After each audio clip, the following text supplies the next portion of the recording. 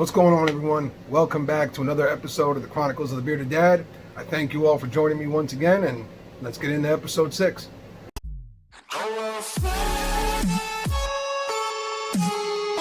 So, when we left off in the last episode, I had been going through the process of getting my daughter and understanding, trying to get her just back to being a kid again. You know, a lot had happened in our lives.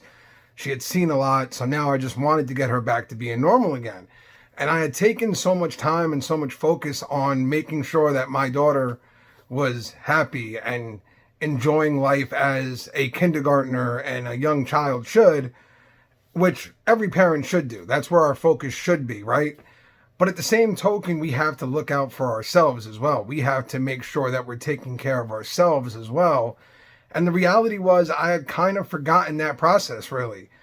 Basically, I was still in love with a woman who wasn't with me, who wasn't coming back to me.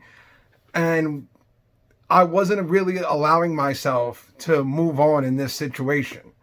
And now, as I said in the last episode, I'm actually living back in her in-laws' house. Her parents' house, my in-laws' house.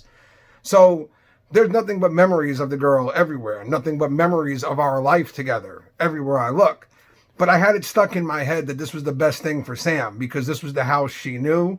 This was the life she knew and the town she grew up in. So I wanted to keep things as basic and as normal as I could for my daughter. And to me, it felt like even if this was going to be hard for me, it would be better for Sam.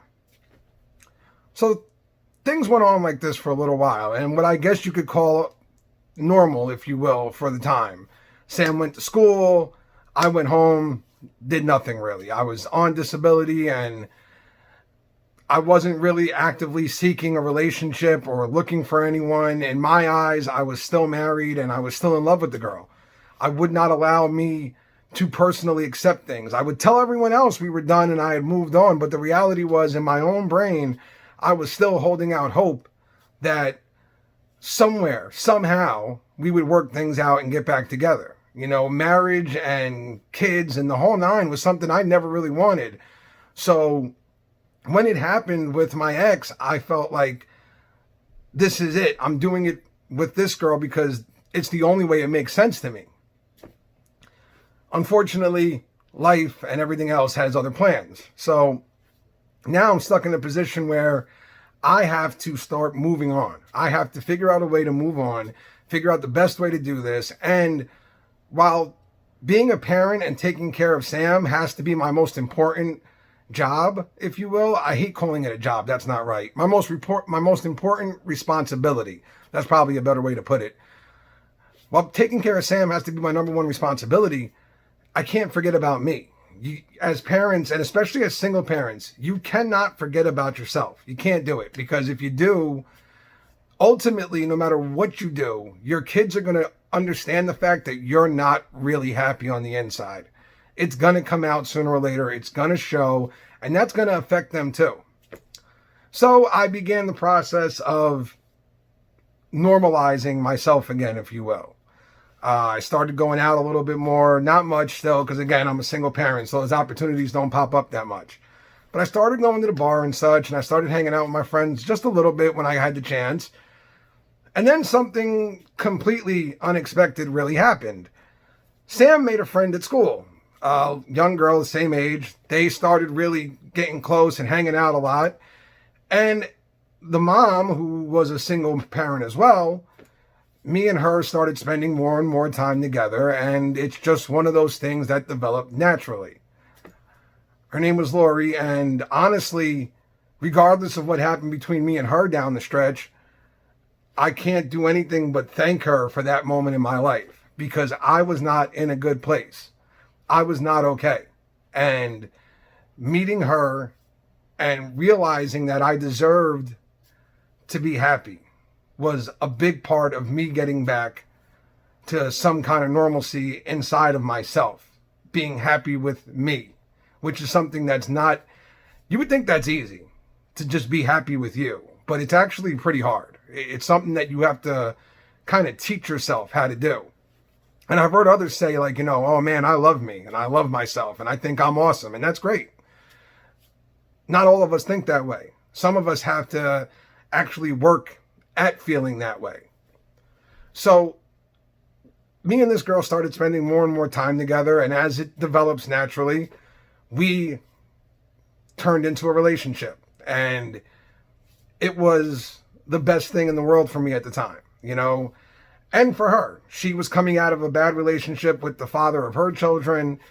I felt like we needed each other at the time. We both needed somebody to lean on and say, you're okay. It wasn't you. It was the situation you were in. And we began to work through things together. But again, it's a weird situation here. I'm starting to see someone new, but I'm living in a house with my in-laws. They're still my in-laws at this time. I haven't gotten a divorce yet. It's not possible at that time. So they're still my in-laws. And yet I'm dating someone new. And when she comes over to see me, she's coming to my in-laws' house to spend time with me. Like, this was a reality here. Luckily, though, they understood. They knew what I had been through, and they knew the situation. And so they were very understanding and accepting of the whole situation. And in fact, at one point, they actually asked Lori to come over for dinner and everything else so they could get to meet her and let her know, like, hey, listen, we know this situation's a little bit weird, but Joe's a good guy. We support Joe, and we want you to know that we are 100% fine with you coming over to see Joe. Because for her, it was a weird situation. I'm asking her to come over, spend time with me and stuff, but the reality is it's my wife's house, and those are her parents downstairs, like, it's a very weird overall situation, if you will.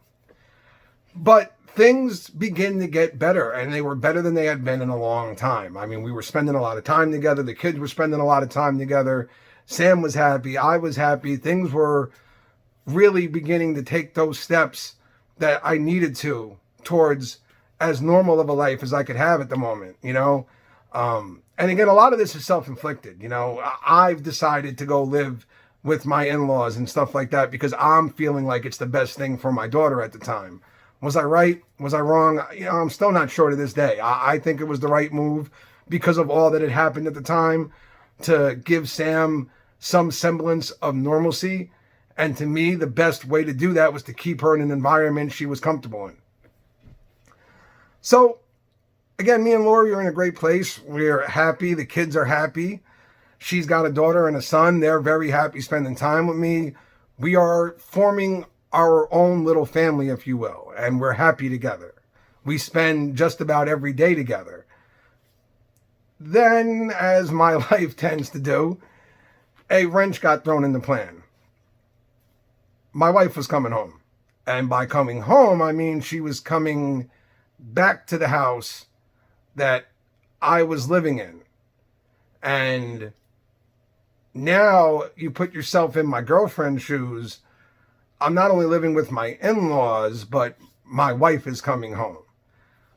It was a very uncomfortable situation for a while there. And as I'm sure you can understand that, it was odd. And for Sam, it was a little weird as well. She didn't really know how to react to things. And for a while there, she started to kind of shy away from Lori a little bit because she wasn't sure, like, well, should she still show Lori attention and stuff? Or would her mother get mad? How is this all going to work? And for a while, it was a little bit weird. I mean, obviously it was. You walk downstairs in the morning with your ex-girlfriend, or with your girlfriend, I'm sorry. You walk down the stairs with your girlfriend, getting ready to go pick up the kids from school, and there's your wife standing there in the front hallway. It was weird. Like, I'm not going to sit here and lie to you guys and say it wasn't a weird situation. It was a very strange situation, and it was something we all had to get used to. But my wife was in a much better place at the time as well now. She had gone through her struggles, her fights, and she was just trying to get her life back to as normal as she could as well. And though both of us kind of, for a second, had those brief relapse feelings, if you will, we both realized that it was more of just a comfort thing or something. It was like you were so used to this. It was almost like for a second you felt that way. But the reality was we both knew that our time together was done. And that now our responsibilities were to be the best we could for Sam, and that was it. And that's where our focus went. But you throw yourself in this kind of situation, it's going to have its ups and downs, its lefts and its rights, and its uneasy moments. So, yeah, I'm in a situation where I'm with a girl, and I'm in love with this girl. She's an amazing girl.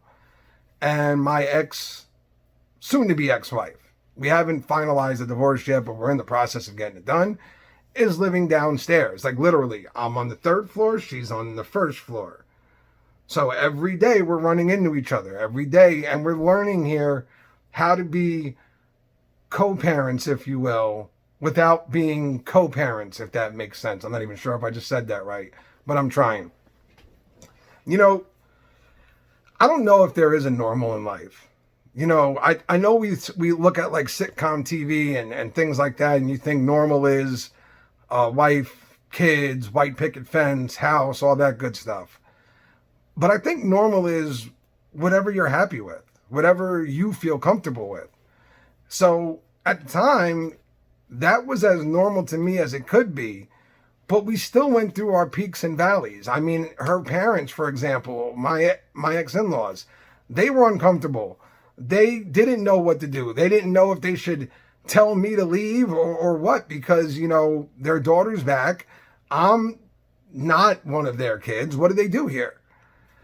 But we all did our best for a long time to make it work. It was as uncomfortable of a comfortable situation as you could have, if that makes sense. And I got to give credit to my ex and to Lori. They both sat down, they met each other, they talked, they both aired out their issues, if you will, their uncomfortable moments. They laid everything out, and we all decided we were going to do our best to pursue our happiness and still maintain Sam happiness. Because the reality is that this was still Sam's mom. No matter what I wanted to say, this is still my daughter's mom.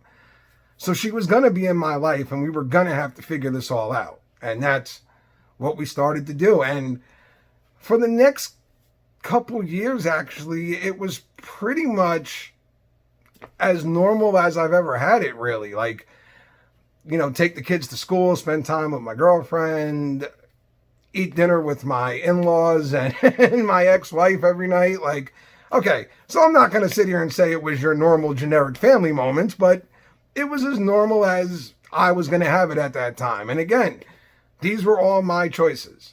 I thought I was doing the best I could for my daughter at the time. And things went on like this for a while. And it was as normal as we could make it, if you will. And, you know, again, I think we get too focused on worrying about others' perception of what normal is and what our situation looks like. And we don't worry enough about the way we feel about the situation we're in.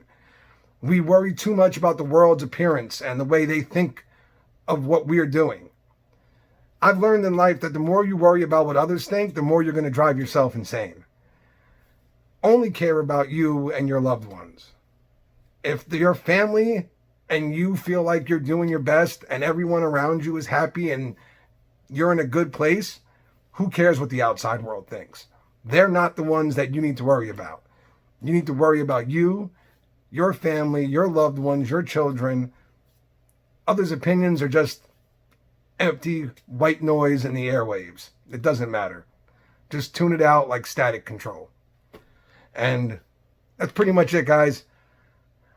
Going forward in life, things were as normal as they could be for a while. And we're going to get close to wrapping up the story here. You know, we're getting down to that moment where I'm going to start moving into what I'm calling just the Bearded Dad series, and where I'm just going to do a series of videos talking about different day-to-day dad topics and stuff like that.